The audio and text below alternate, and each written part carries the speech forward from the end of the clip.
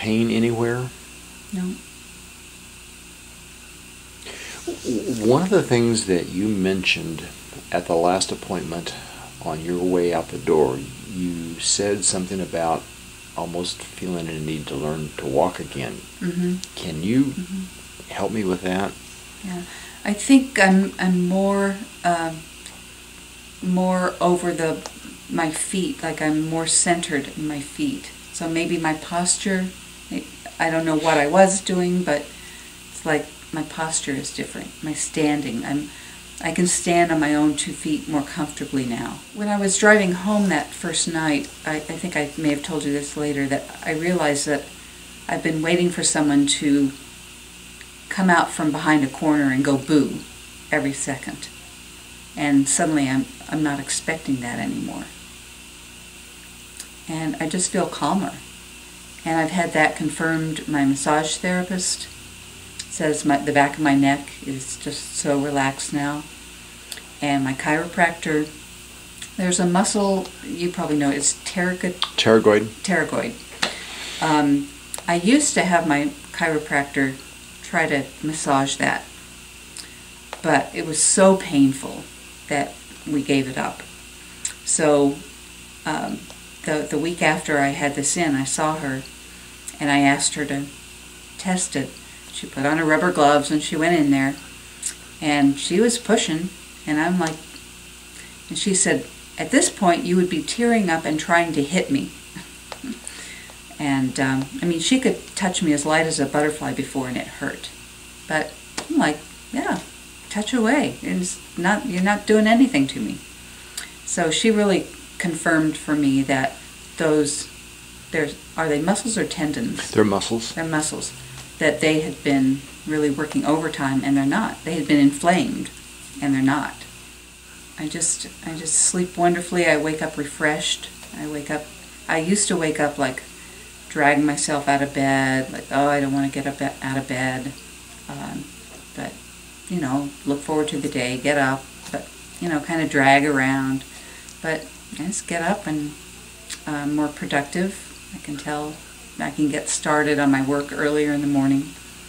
I don't have to, you know, check email or just kind of be in a daze for a while. I can just get right to it. I've described this to myself as a relationship. The first few days were like a honeymoon, and my body was just shocked into relaxing into, you know, what is this amazing thing.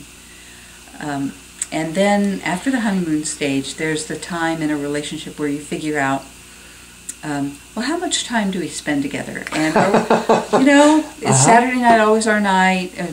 Tuesday, Thursday, you know, are we with your friends? Are we with my friends? Like, how are we together?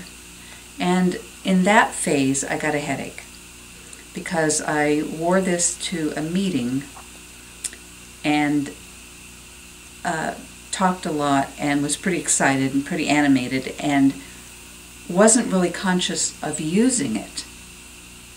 It does not make me relax. It provides the structure, the opportunity for me to relax. I can continue to clench my jaw. I can continue to press my tongue against the roof of my mouth. It's not like there's a spike there that keeps me from doing it. It's more like there's the opportunity not to. So in that meeting, I think I kind of lost sight of the fact that it's not just like you take one pill and you're cured the rest of your life. This is a relationship. This is a tool for me to use. And it's up to me to use it. So I went to the meeting and then I taught for 3.5 hours, and then that night I got a headache, and I was actually glad I did. I haven't even come close since. But it showed me that I do need to take advantage of this resource. I need to focus. So what I do now is I remind myself to just lay my tongue down in the bed that's provided for it. You were telling me about your poem. Yeah, I need to focus sometimes to relax my tongue and let it take advantage of the tool, of the opportunity that it has. So I just say to myself, lie down in your little bed, rest your tiny weary head. And that helps me just lay my tongue down. The bed is there, but nobody's making me lie down in it. It's the choice. And it requires focus because the muscle habit is to tense. So I'm relearning my muscle habits. Okay. And is it like before that your tongue didn't have the chance to relax or the choice to relax? There was never any place to put it. I would try. I mean, I tried a lot. I meditated and I did all that stuff. Biofeedback. But I didn't know where to put my tongue. I always had to hold it.